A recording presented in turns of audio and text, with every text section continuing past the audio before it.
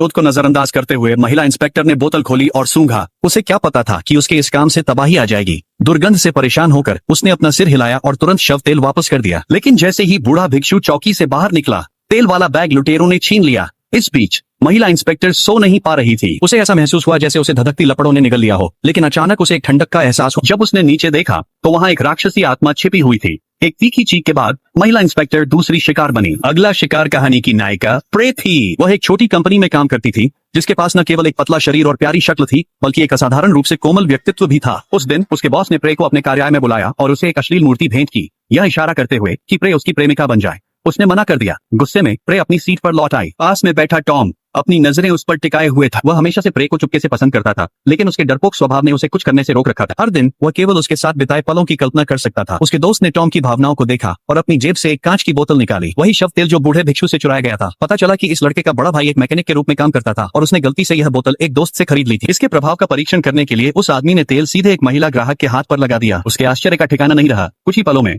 वह महिला एक आज्ञाकारी कठपुतली बन गई। अपने दोस्त की बातें सुनकर टॉम को संदेह हुआ, लेकिन फिर भी उसने बोतल ले ली। शव तेल की शक्ति का परीक्षण करने के लिए उत्सुक उसे उसी रात मौका मिला। बॉस ने प्रे को एक एस्कॉर्ट के रूप में एक केटीवी में आमंत्रित किया। यह जानते हुए कि उसके इरादे ठीक नहीं थे, वह इसके बजाय टॉम को साथ ले आई। टॉम को आते देख बॉस की मुस्कान तुरंत जम गई। कुछ ही देर में उसने टॉम को भेज दिया। टॉम और प्रे ने खुद को एक साथ अकेला पाया। उसने बड़ी आसानी से उसे अपने साथ रात के खाने के लिए आमंत्रित किया।